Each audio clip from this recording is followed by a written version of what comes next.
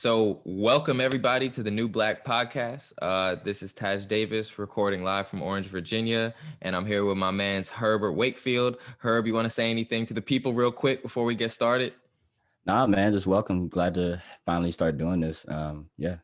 All right. So first things first, welcome. This is our first episode, and we're just warming up to the podcast game. This is something we've both been looking forward to doing for a while now, and I guess the first thing you're wondering, who are we? What are we trying to do? How do we know each other? So this is not going to be too long of an episode, hopefully. We might get to talk a little bit about some COVID things.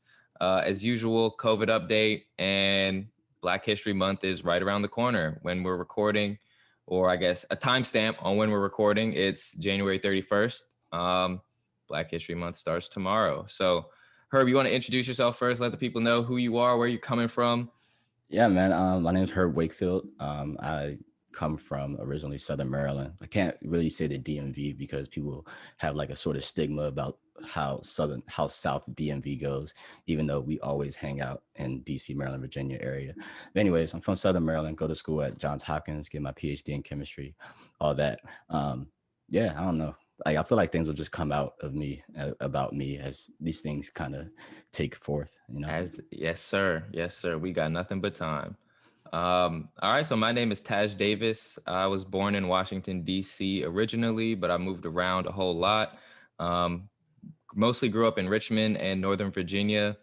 Herb and I, we met at Kenyon College, which we'll get into a little bit later.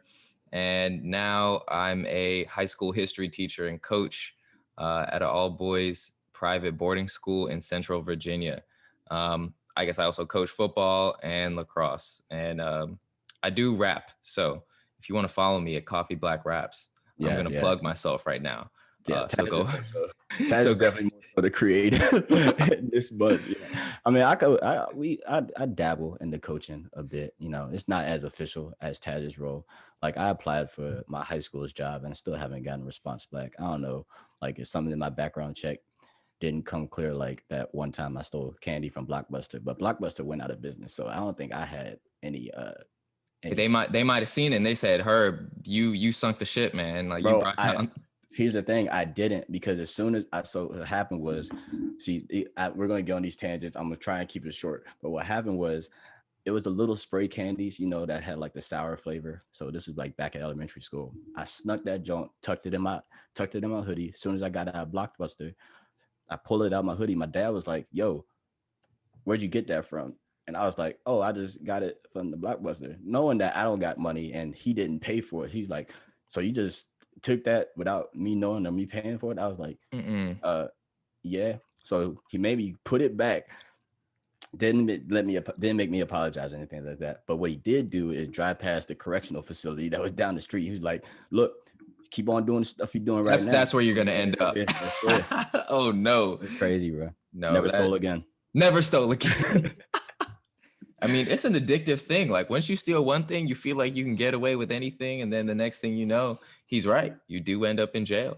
But nah, Taj, so let's tell the story of how we meet at Kenyon, because like it's not a story, it's just a gaggle of different circumstances that we just found ourselves in, especially like how we just both found ourselves at Kenyon at the same time. It's wild. Yeah, no, I mean, okay. So I guess a lot of people listening might not necessarily even know what Kenyon is like. And I know for me, I didn't even hear about Kenyon until I was like right around the time where you need to know where you're going to college. And okay, so like go way back, it's my junior year in high school, and I'm like this like super testosterone driven football player. And I'm like, yeah, I'm going to go D1 AA.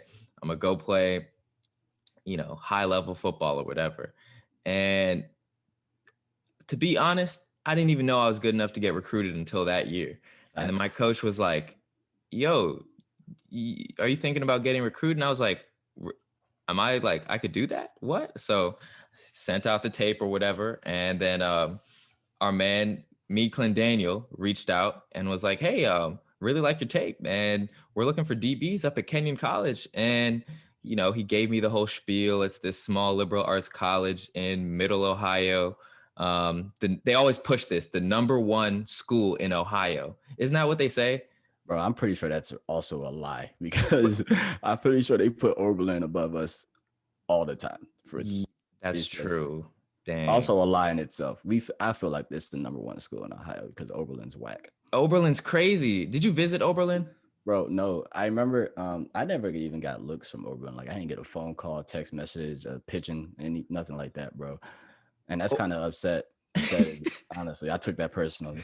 Okay. So another quick tangent. This is funny too, because when I was on my whole like college visit thing, I did visit Oberlin, and the coach there, and I instantly knew I was not going to go to school there, just because of like the people I was seeing around, like how the school looked, whatever. And he asked me, "All right, so where else are you looking?" I was like, "Oh, I'm looking at Kenyon," and his eyes instantly just got pissed off, and he's like, "If you go anywhere, do not go to Kenyon College." And I was like, "Damn, well, I'm going to Kenyon College." I swear, bro, Taz, you're a rebel like that. Like you are just so contrarian sometimes. You don't tell. It's I don't know. I really am like that. It's hard. I don't know what I'm trying to stop that. I'm trying to stop that as I get older, because that is true. Contrarian is a good word. Okay, but long story short, ended up going to Kenyon College. Get up there for football camp, and I remember I was walking into the CAC. I saw her walking in looking all swole and like muscled up. I said, I hope this man does not play the same position as me. And lo and behold, and guess what? We were at the same position. We were at the same position, playing corner.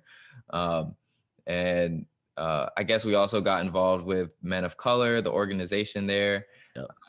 Which is a couple of things, I guess. You explain MOC because that's your thing right there. So Men of Color is an organization. It's like a student affinity group on Kenyon's campus.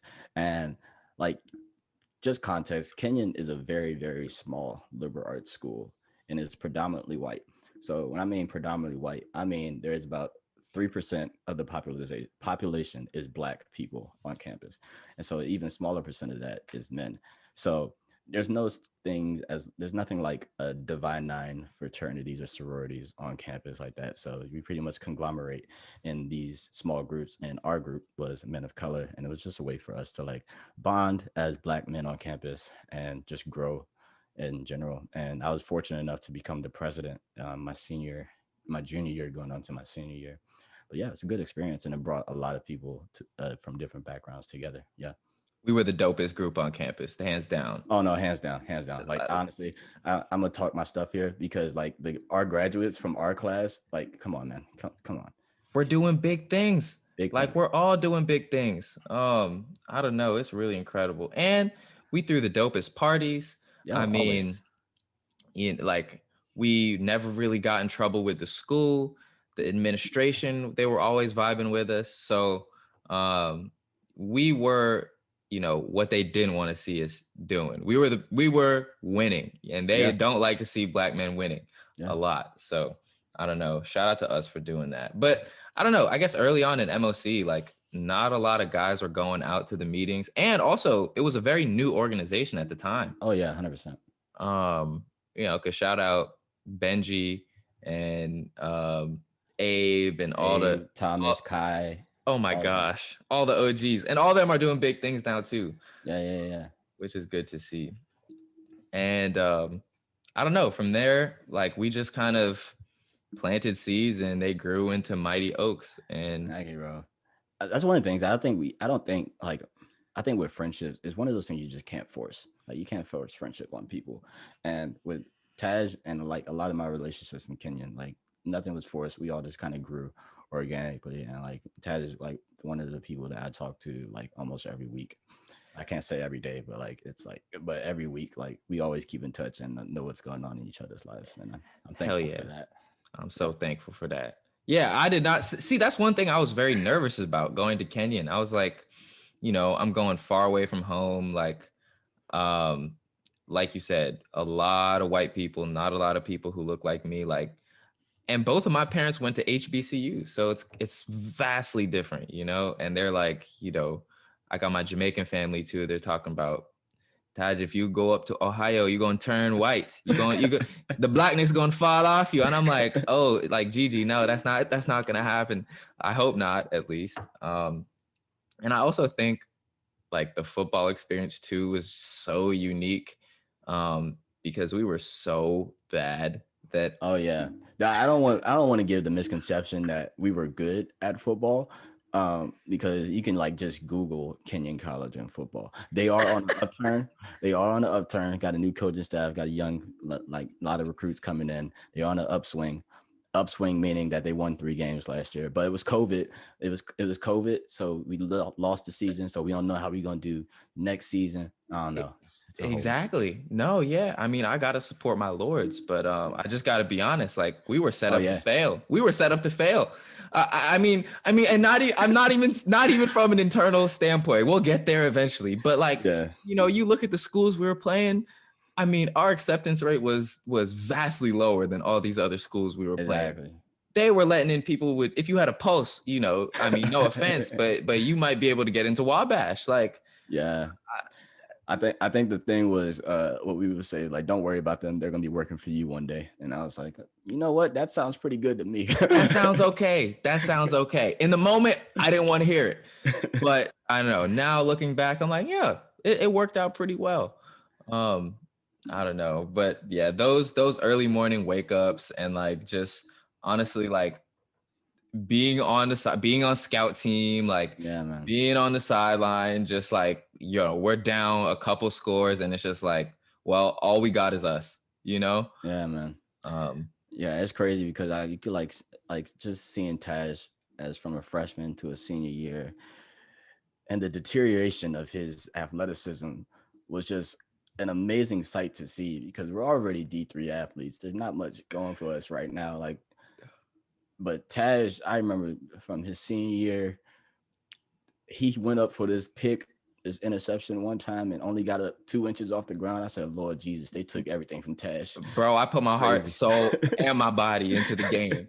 And it gave me back about what, like 4 wins? What? We 5 wins? Okay, 5 wins. I could take that. I could take that. Yeah.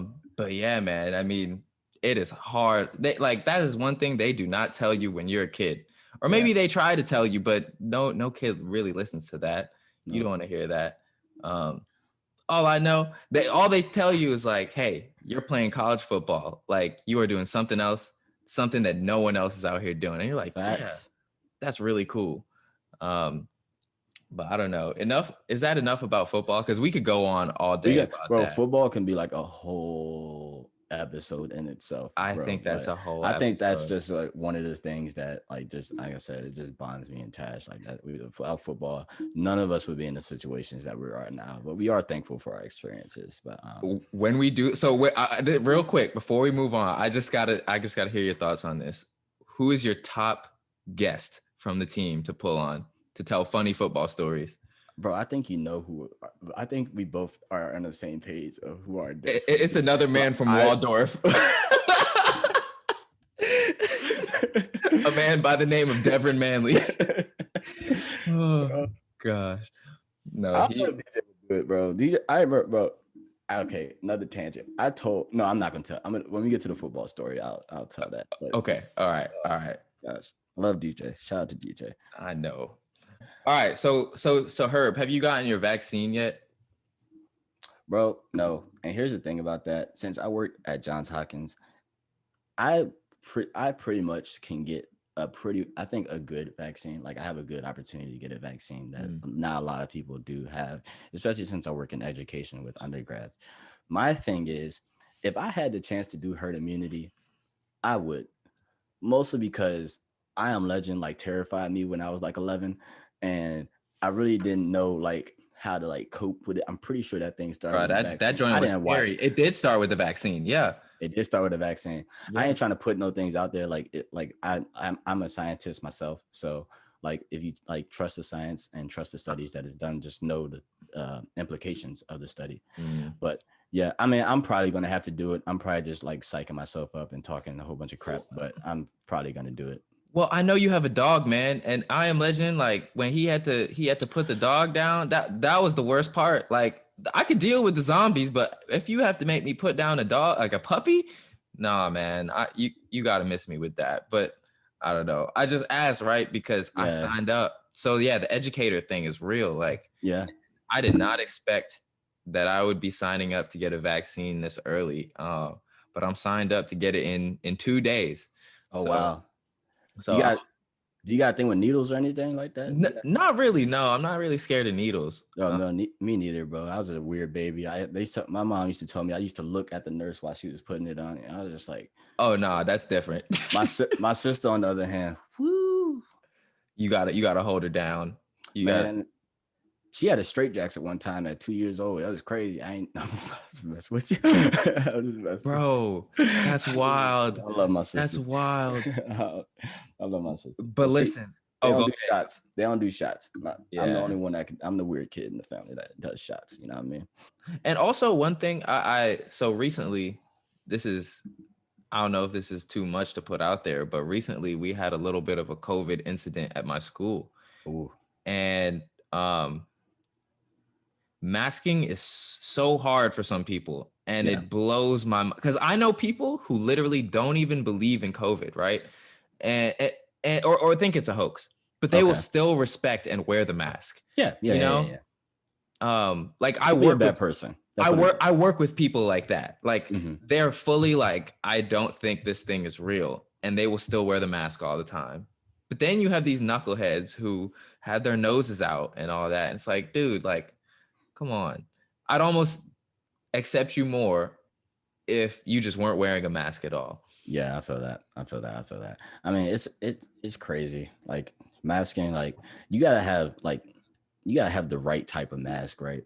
Because I have this one mask, and I almost became an anti-masker too some of these days, bro. Because I'm just like, bro, I'm tired of wearing this thing, bro. I'm really tired of it. I work in a building that the air is circulated every 3 minutes, and I'm just like, I still got this mask, but of course I'm gonna wear it and be safe for my surrounding people as well. But it's like, I can't wait for it to be over. If anybody says they can't wait, they want to keep wearing masks after this, they are lying. Oh no, that's OD to themselves. They are lying. Yes, they are lying to themselves. They just try to make themselves feel better. So back in the spring, I remember like all these people were making the TikToks about masks, and on one hand, like there was that shortage of masks at first, and people were talking about how you could get a sock and make a mask out of a sock, and I'm sitting there like, maybe that'll work, right?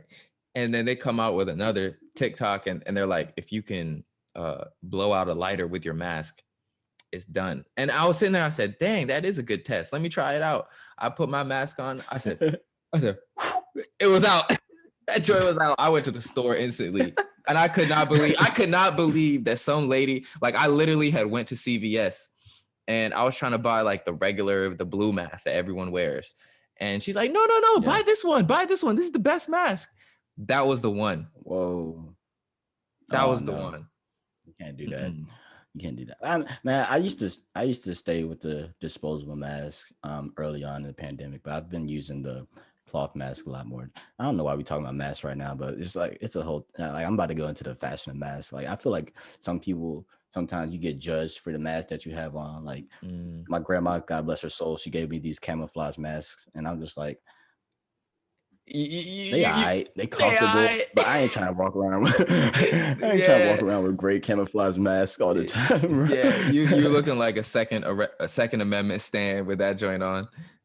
That's what I'm saying, bro. And I got camouflage Crocs with like a football flag, Scooby-Doo, and some American flag sunglasses on it, but it's just not a good look. I love the juxtaposition of it, of wearing all that camouflage and being black, but it gets tired sometimes. It really wouldn't be a good look because they won't see you coming. You know what I mean? Like you just gonna pop up out the night, all camoed out.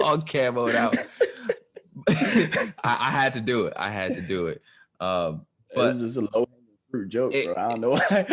It was a very low hanging fruit, but it's real though. Like think about James Harden. You know, he came out wearing the blue line mask, and they're like, oh yeah, they're like, James, you know what that means, right? He's like, oh no, I just got it because it was the only mask they had.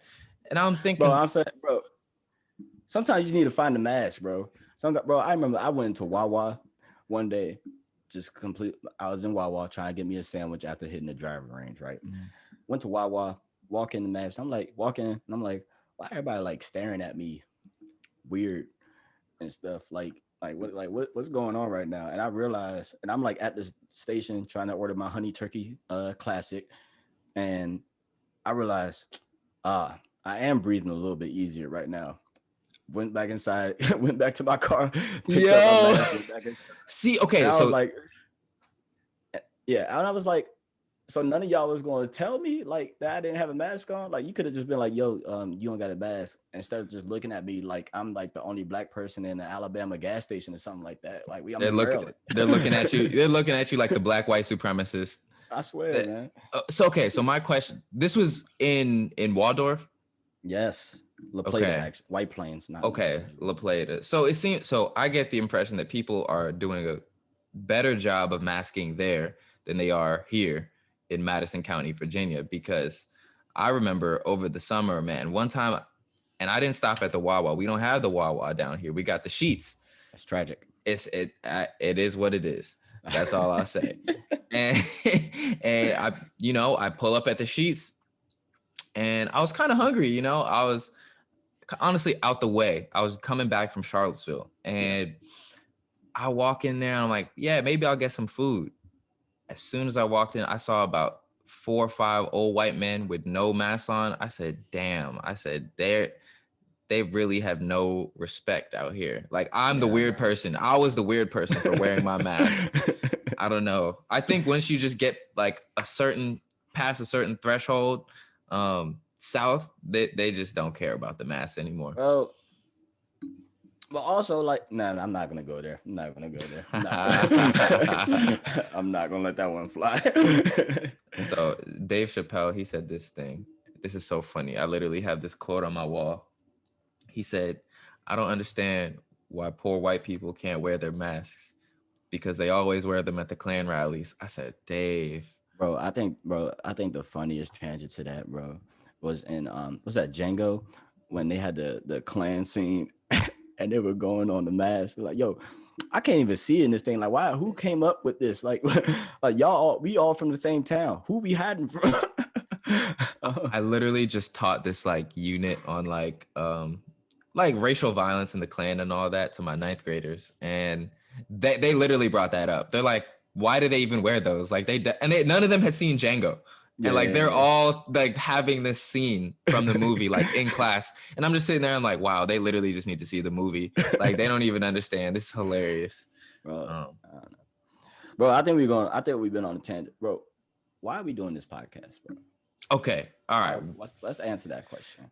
Okay, for me, honestly, it just started out on a very small level, like Snapchat and Instagram stories and things like that. And we would do the polls and things like that. And people are like, yo, like, we love listening to you talk about just random stuff or like random pieces of knowledge, So then, I was talking with Anwar or whatever, and he's talking about doing a podcast about the music and things like that. But then I was like, no, I think that's too much of a box to put myself in, because kind of like how we introduce ourselves, it's like we're educators, we're academics, we're athletes, so many things, we're creatives, and we are outstanding Black men. Like we are in places that statistically we should not be.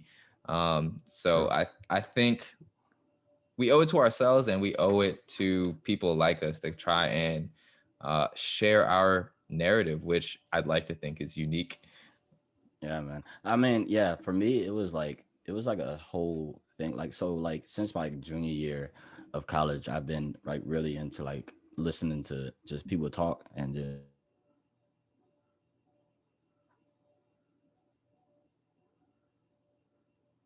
each other, right? So I've been listening to things, Joe Rogan experiences. Then like when you get into the other side of things, you can get to like history podcasts like American History Tellers, informational podcasts like Holding Court with Ebony K. Williams, and it's just all these different things. And at some point I was like, my whole life has been garnered to seeking different perspectives, right? And trying to understand different perspectives. And one of the things that I wanted to do with this is kind of share almost some of the things that I've learned from other people and some of the things that I've experienced as I dip my toes into a whole bunch of things now. And part of the thing that got me to this is like when my dad passed, I was going to write a book. I was going to write a book about my experiences with that, going through some of the depression, some of the psyche of like your dad passing at a young age of 22, right? And then I realized, bro, I hate writing. Dang. I hate writing.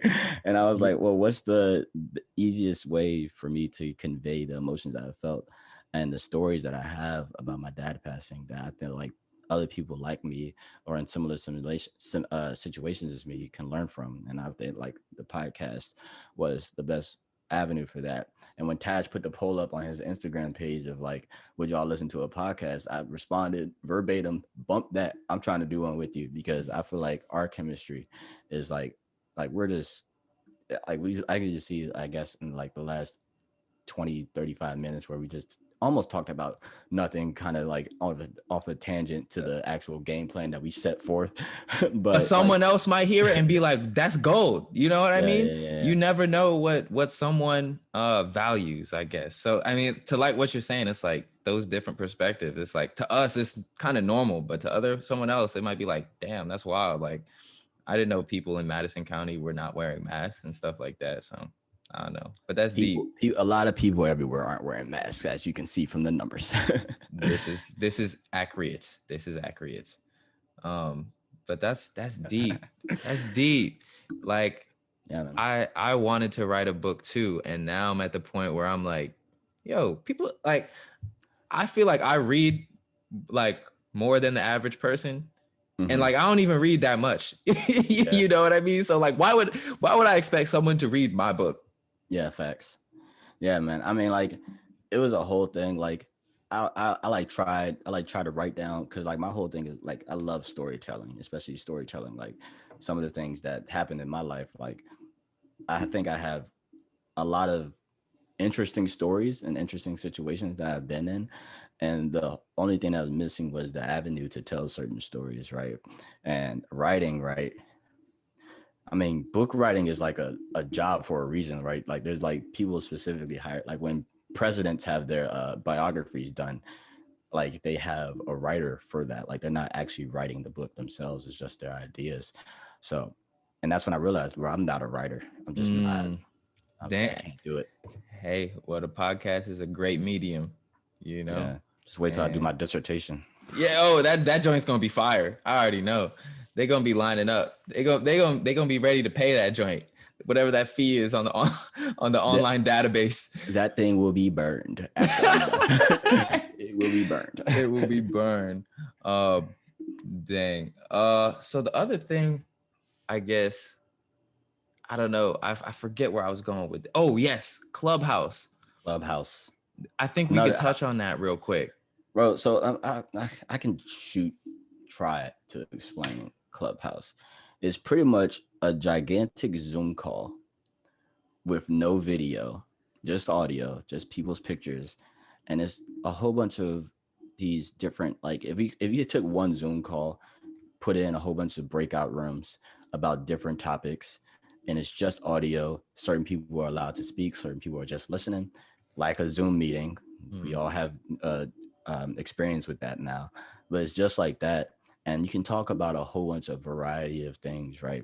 One of my favorite things to do is listen to a conspiracy Clubhouse club room, because some of the ideas and perspectives on the and about the world in that room are just entertaining. They're just entertaining late on like at 12 o'clock in the morning, you know what I mean? But yeah, and I don't know, Taj, I feel like we benefited a lot from going to Clubhouse, especially just being able to have conversations somewhat, you know? I love Clubhouse, man. So one thing that, see, I don't know, maybe I'm just a sweet talker, but like, yo, I got on there, I said something about like respecting women, and I swear I gained like 100 followers, and they're like, wow, like Coffee Black, you were spitting the truth. And I'm like, okay, like it was like that meme, you know? Yeah. But do you think like that more level of morality is lacking now. You know what I mean?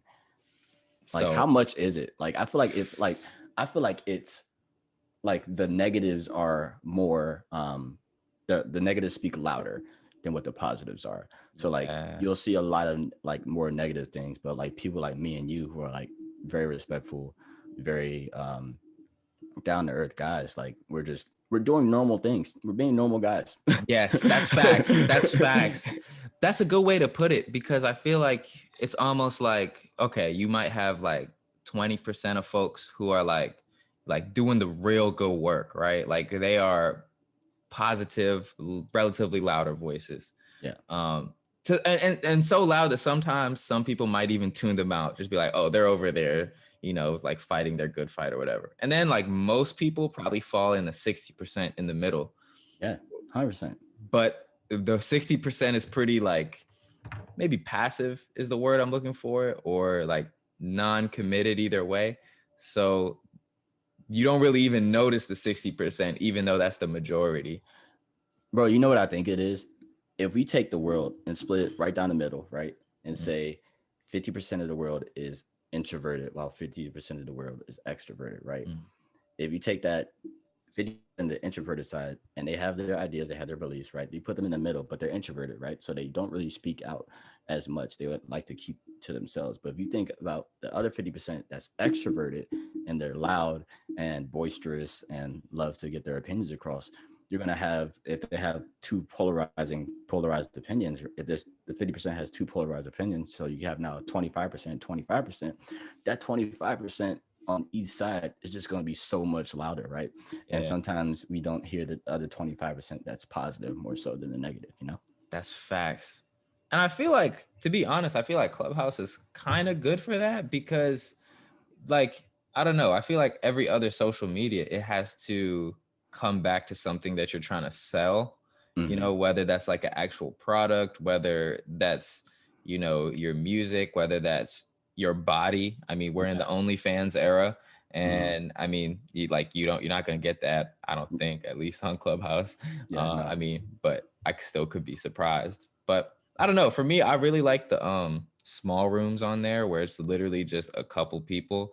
Um, and it's more like, for me, it doesn't feel like a Zoom call. It feels like a family group chat sometimes. I got you. Yeah. Mm-hmm. And you have no idea what people are gonna put in there, but it's usually something you could really bite onto. Like the other day, you can get some real wholesome clubhouses. I'm just gonna Oh, say, yeah, of course. Of course. Of course. Of course. like I got onto one and people were just like playing guitar and like it was like a karaoke hour. I was like, yo, this is really cool. Like this is, I feel like humans using our technology to at our best. Yeah. So what do you think about I remember Master P came out a couple of weeks I guess last week and was talking about how black people like made Clubhouse pop, right? And it's the whole argument of like, well, if there was a black Clubhouse, we wouldn't go to it, right? We wouldn't go to it and we wouldn't support it because it's, I guess, I don't know if it's like his whole point was because black people don't support black things. Um, it's kind of weird because like, I don't know.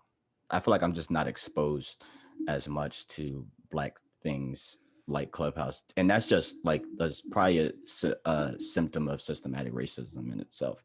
You know what I mean? Of just not seeing things in the app store that may be black owned and probably more popping. Who knows? I mean, it is, part of it is systemic, and then part of it is just the crabs in a barrel thing where it's like, I don't know, which also you could argue is systemic because it's like you're trained, you're cultured your whole life. You're seeing people want to talk about the black on black violence, whatever. And Mm-hmm. even it's like you look at football, it's like just black people mauling each other all the time. You look at World Star, like it's all this violence or fights or whatever. Mm-hmm. And I don't know, that's how a lot of people think. But then I don't know, I think it also is just like a marketing. I think marketing is really hard Yeah. um, for people who don't have generational wealth and Yeah. don't have those like connects. Like we're not linked in naturally, Yeah. like Yeah. Yeah. Yeah. And I think it's also credence on the the gem that is celebrity. We hold celebrity into this high esteem, and like it's not just us. Like we kind of like we're like a magnet. Like we just go where the the the magnet flows, right? Exactly. It's kind of crazy. Bro, Um, that's facts. Because we think of celebrities as being like these different kind of people. They're regular people. And to be honest, in today's economy, a lot of celebrities are broke. Like they're just famous with no kind of wealth behind them yeah, or backing. And I respect the yeah, celebs man. who are very honest about that. Um, I don't know. Oh, of course. Okay, I don't so know. It's kind of crazy. speaking of, last thing, I was actually on a Clubhouse room today or yesterday, and it was about, I guess the title was, why do I not see these Black millionaire rooms? Like, how come every time I get up in the morning and I get on Clubhouse, it's a bunch of people who don't look like me talking about how to be a millionaire? Um, and that was such a deep question. Mm, And to be honest, I didn't stay in the room long enough, but it was kind of like everything we're saying here. mm, But I think one man, I wish I remember who it was, but he made the point. He's like, when I'm in a room full of white people, I don't really talk that much. And he's like, my reason being, I'm just gonna mm. sit there and like soak up all the ideas and then take it back to my people and spread the knowledge there. So I don't know. I think we do have a good opportunity to build that on Clubhouse. Yeah, I think it's the luxury vacation effect. I'm just going to deem that as a psychological scientific term, the luxury vacation effect. And that what that means is like, so say if I have a certain amount of wealth, right? I'm able to take these lavish vacations to like somewhere like the Maldives or Antigua or something like that, right? Where there's also there's also wealthy white people, right? And more wealthier people in general that just happens um, to be white, right? Just based off population and probability, right? But those types of conversations that are sometimes happening in Clubhouse now are now happening at these luxury vacations effects. So if there's something that, so say if I make my money off of music, right, and I go on a luxury vacation to the Maldives, and this guy's talking to me about how he made his fortune off of real estate, I'm like, huh, well, how did you do real estate, right? And it's like, oh, well, this blah blah blah blah blah blah, this, and now he has that information to go make money off of real estate. But only Yes. one person has the experience to that. And I feel like Clubhouse and podcasting and all these things in the audio space kind of breaks down that barrier. Mm. And if the wealthy people are able to and willing to, they can share how to I guess as a Republican say, pull yourself up by your bootstraps and make money for your Yeah. generations, you know? That's a good transition into the Black History Month thing. But I love that term, the luxury vacation effect. That's gonna have to be Yeah, your man. that's an op-ed waiting to happen, but you don't like writing, That's so trademarked. maybe it won't happen. Maybe I'll ask one of our writers. yeah, I'll ask Tevin. yes, exactly. And it's funny too, because to be honest, I never listened to podcasts until the last year. Like I hated Bro, it's podcasts. really, I hated bro. I don't I think you couldn't just do it. okay, why did you hate listening to a podcast? This is an Okay. interesting question. So for me, it was okay. So one thing was just I didn't know how to listen to podcasts, and I didn't have like the time. I felt like I didn't have the time allocation to sit down and like I listen to see. a Okay. podcast. But then Mm-hmm. like once the Panorama Panini happened, I was like Mm-hmm. found myself like eating by myself more often. I found myself Of like course. I listened to like all the new music. I was like, I don't have any more music to listen to. So I started listening to podcasts. And then I heard Bomani Jones talk about how he listened to podcasts at 1.5 speed. And that Mm. changed my whole life. I was like, oh, I could listen to a podcast, an hour podcast in 45 minutes. Like, bet. You know what I mean? I'm definitely going to Yeah, do yeah, that. yeah. And it doesn't seem like a lot, but Yeah, man. I mean, I'm the total opposite of that spectrum. I love listening to, well, I would say, no, I just love listening to podcasts. I love listening to perspectives, right? And the reason I listen to podcasts, like, I like having something on in the background and just letting my mind wander. And sometimes you'll hear that one thing that's said in the podcast and it'll make you think, mhm. right? So say if I'm like doing something like that's sort of monotonous, like running a reaction, cutting the grass, or just driving up to Baltimore, right? Throw in a podcast and you could just almost like float, like you're just in this interstitial space where your mind is just working and it's just kind of exercising a bit. Like, do I agree with this thought? Do I agree with what they said? Well, how will I rebuttal what they said, or something like that? Or what's my actual belief to what they said, you know? That was so poetic. Bro, I told you, bro, I just can't write. That was so poetic. Oh my gosh. I just All right. can't write. That was incredible. Like, oh my goodness. I love that. But that's facts. I mean, I was driving back. I made the 1.5 hour drive back from Nova last night. I just threw on a podcast. And honestly, one thing, podcasts I've been listening to a lot recently are like Islamic podcasts and just like getting me back on my faith and like inspire me. Because one thing I found is like, at least when I was at Kenyon, like, I mean, it's a cold place, like figuratively and literally, where like I would wake up in the morning and like not want to get out of bed. And sometimes the only thing that would get me out of bed was like a laugh. And by like getting on Twitter or something, or like playing a song, like some stupid song. And now, I don't know, I've just found podcasts that like spark my mind, like you're saying. And like they get me out of bed in the morning and stuff like that. So that's really dope. Yeah, I think one thing that will kind of serve as sort of like a just a grounds of like in context of where me and Taj are gonna come from with as we go through this, like our intention with the things that we say is just never to hurt or like cause harm to somebody.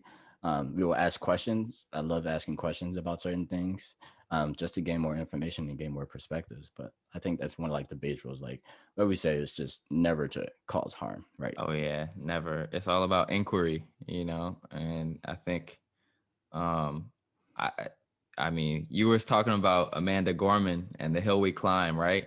Oh And my gosh. I mean, I said to you, like, one of the big words that stuck out to me was like reconciliation, and kind of part of reconciliation and like achieving justice or improvement is recognition. So it's like, even if kind of a topic might be taboo or sensitive, it's like you still have to address it in order to move on. And in her case, it's talking about like all the injustices and atrocities that have happened in America. And it's like, yeah, it's happened. Like, let's talk about it and let's move forward. Yeah, and that's the important thing, right? You have to have both sides of the conversation and both sides of the ideology to be able to honestly be truthful about and be honest with what they believe and some of the messed up things that they probably believe, right? And have an open and honest discourse, right? When I did that middle ground event at Kenyon, right, I was like trying to like, all right, one thing I don't want to do is have people just yelling at each other. So I was like, guys, whatever you do, don't yell at each other. And Professor Guerrier, Frankie, he was like, well, you're just killing discourse, right? Because you're stifling people's emotions to how they feel about a certain topic. And I'm like, yeah, you're right, but I just didn't want to deal with yelling. I had one microphone. I didn't. The logistics. But like he made a good point though, and I was like I remember I was there when he said that. I was like, yo, that is a good point. Like sometimes people like if someone hasn't been heard, like they're going to be mad. Yeah. Oh yeah, man, it's crazy. Okay, so last topic, I guess. Black History Month, right? Like, yeah. And also, I had a question for you, like, because I always went to predominantly white schools my whole life, or Muslim or whatever. Like, so Black History Month was like, it felt like a big deal at my school. And maybe not a big deal, but like, it was like an effort, Like, what was it like going to school in Waldorf, in Charles County, with Black History Month? We didn't have Black History Month as we had our traditional Black History Month. We talked about Rosa Parks, Martin Luther King, Malcolm X for probably a day. And skedaddled with the rest of life. Because I mean, we're still like I went to public, like that's one of the things about me and Taz about our perspectives, right? Taz went to a majority of private schools. I'm straight public, straight out of Charles County public schools, right? And it's interesting because it's a majority Black county, And like my graduating class was 88% Black, right? But we're still confined to this whitewashed history, whitewashed education system, to where we aren't very educated on Black things, like in Black history. So when Black History Month rolls around, we don't really do much. It's just kind of like business as usual. You wake up at 7:30, you go to school at 7:30 in the morning, go through your 7 classes, skedaddle, like, and go on to the next Dang, day. You know what I mean? that's such a shame too. Yeah. And like, I like, because I kind of expected that. And like, you would think it's like when you have more Black teachers, it's like, wouldn't you have more Black teachers? And then I think that gets into the whole public school education thing, and just like the way that public education in America is just set up to fail, and teachers can't teach what they want to teach at the end of the day. Bro, I talked about this. So there's a story behind this, but coming out of high school, I spoke at a meeting at the, in quotation marks, the White House, right? And I talked about like how when in school, like in just public school systems, right, our most of the main focus was passing a test, passing a standardized test. For me, I'm pretty smart, I think. I hate standardized tests, right? Yeah. And when you're restricting the level of success to a school to how well your students can pass the test, you're restricting the teachers and what they'll be able to teach. Now, I'm not saying that there are there's a lot of great teachers out there.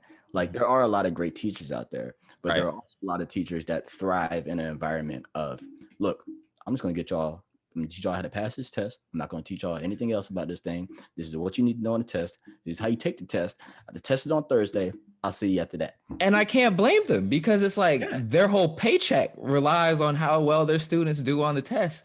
Mm-hmm. And it's like, so, I mean, I'm grateful. Like that was part of the reason why I wanted to teach at a private school, because I can teach what I want to teach. And I'm a second year teacher, and I was able to make my whole unit and assign my own book about like Emmett Till and like Medgar Evers and the Freedom Riders and all this stuff that even I like going to a private school did not learn about.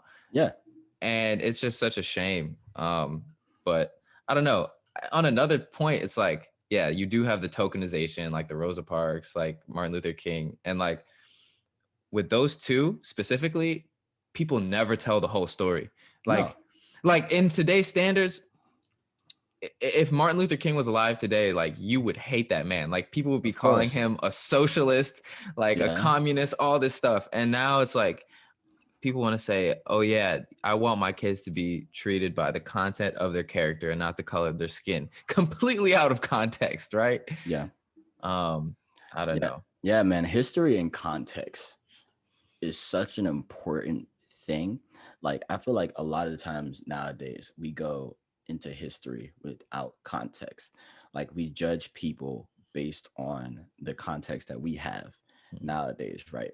So when we have a person like George Washington, huge historical figure, right? In the context of his day, he was a great man. Right. He was a great guy. Great guy.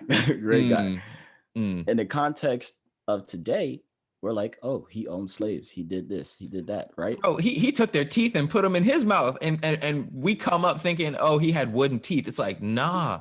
Those were other slave teeth. Like what? Exactly. So that's an interesting question, Taz, because Taz is a history teacher, and I kind of wonder, like, I mean, there's always a way to walk and chew gum at the same time, right? But if we don't have, but we also are limited in the time that we have with people. So if we're teaching history to people, is it important to analyze the context of the situation and put the history in the context, the historical figure in the context, or analyze history by the context we have today? Because I feel like if we do the latter, it kind of muddies the water. What it was in the moment. You know what I mean? I think I agree. I agree with you there. And there's like, I don't think it's either or, because now I think about like Thomas Jefferson, right? And how it's like, yeah, like he was even by today's standards, there were a lot of things he did that were incredible and remarkable. Like in terms of his architecture and like his free thinking, whatever. But by any standards, it's like he was bad with his money. He was an adulterer. Like, regardless of if Sally Hemings was, I guess, of consenting age or not, it's like she was the half sister of his dead wife. Like, by any standards, that's kind of weird. Yeah, man. And I don't know, like those are things that even I look at history, like I know quote unquote historians who deny that. And it's like, there's DNA evidence out there to prove all this. Yeah, man. I don't know. The science behind everything is, I don't know, because as a scientist, it's interesting because we're always trained to question, right? We're always trained, and for some reason, like I always like to say, I'm a scientist by profession, right? I do chemistry from 9 to 5. Yes. Outside of those hours, I don't. What? Okay. Right. Cool. Right. But I forgot where I was going with this. But the thing is, like, I forgot where I was going. Damn. Some with Thomas Jefferson. Okay, but like Thomas Jefferson. I forgot. Damn. Whatever. Black history, right? Like, I think even for me, like, I don't know, having learned, I feel like my high school, at least, like, we did talk about Black people a lot, but we never really talked about Black excellence, you know? And like, we learned about the civil rights era, and we learned about how like there was this nonviolent protest and Black people were getting bit by dogs and like, you know, sprayed with the hoses. But it's like, people don't talk about like the John Mercer Langstons, you know? Like, oh boy. People don't talk about the Katherine Johnsons. Like, people don't talk about the Madam C.J. Walkers. It's like, these were ridiculous pioneers. Okay, so here's the question to that. How do we define excellent? Ooh. How do we define Black excellence? Okay, so I guess there's two pathways you can go. One way is like with liberalism, right? And kind of working within the confines that are already there. Like Obama, the prime example of like, he has the immigrants, like the American dream, essentially. And then the other side of it, which is way more controversial, is the revolutionary. And it's like, there's a saying, it's like the revolution will not be televised. It's like, yeah, because no one wants to see it or talk about it. Like, and then it's like, you think about like the Fred Hampton, where it's like, Black power, yeah. And like, people put up the fist, but it's like, people don't want to talk about how the police killed him, and the FBI, like the very institution that's supposed to protect us, like actively was talking about, we're going to go kill a Black Messiah. And even knowing that, he still went and did what he needed to do. So I guess my short answer is, excellence is kind of breaking the confines that are put for a people or a person. Oh, okay, I see. So, okay, I can vibe with that. But so I guess my definition, where I would go to it as, because that is, yeah, it's interesting, because like like I would say, like, even if you don't break the confines, I would say like just water it down a bit, like just doing the best you can day by day is excellent. You know what I mean? Because you have to, like, because there's always days that we have that are just terrible. Like you said, the day that Kenyon, that you just didn't want to wake up, and the one you didn't want to get out of bed, right? But that there's a drive that you have to be able to be like, I have a certain amount of responsibility, and I will perform those responsibilities to the best of my ability every single day, because that's who I am. That's what I stake my claim on, right? That's who I am as a person.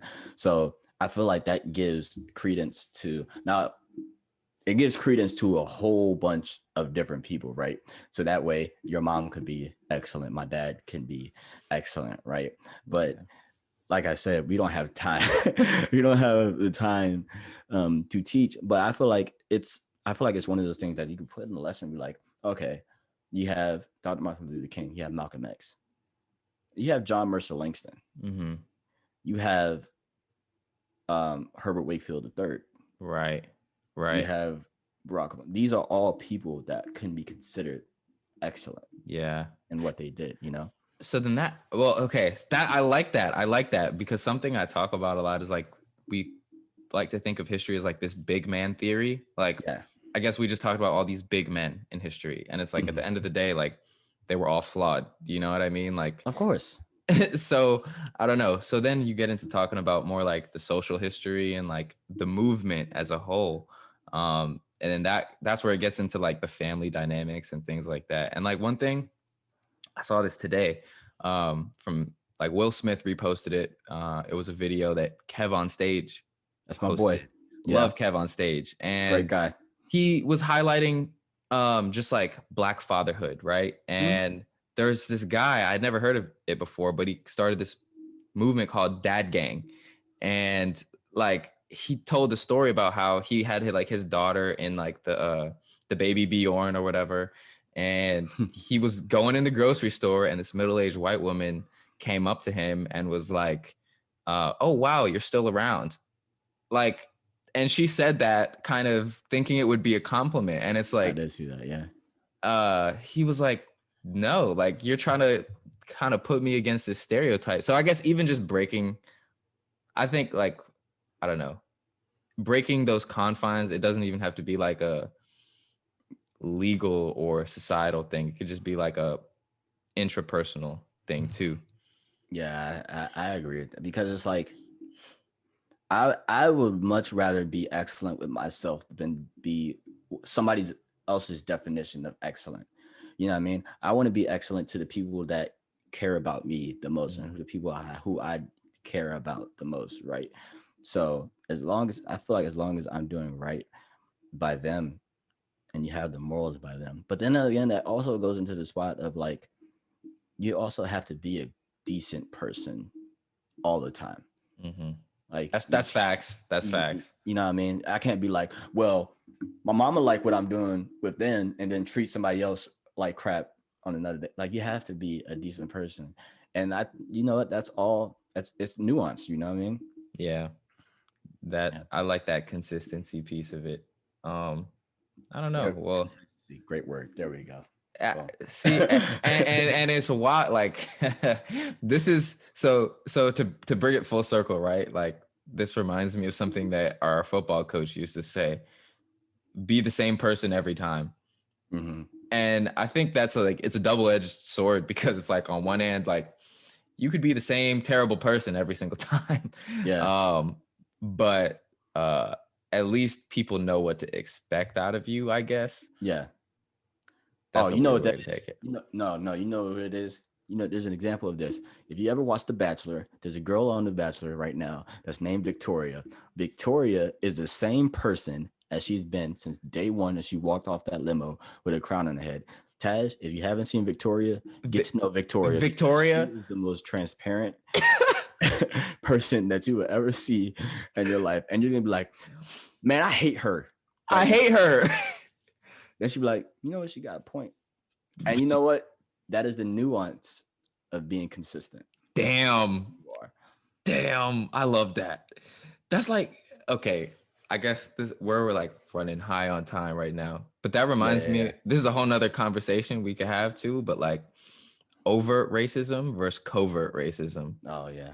Like I will take 10 times out of 10 the person I know is racist. Like, I know where you stand. You're consistent. Whereas like if you're wishy-washy, like you're messing with my trust, like my awareness, all this stuff. So yeah, I don't know. I like that. Be consistent. Yeah, of course, just be consistent. There's a lesson in the first episode of the NuBlack Podcast. It's just be consistent, and that's what we hope to be with this podcast is consistent. We don't plan on doing this every single week. We have way too busy schedules to do that. Yeah, shooting for maybe twice a month. We'll see if that works out, and hopefully you can expect to see some guests on here when we get, I guess, podcast literate. We could work with some questions and things like that. I don't know, try to get some kind of fan engagement and you'll see us on the social medias pretty soon. Oh yeah, we do want to do the a Clubhouse thing where every now and again, like if we're on that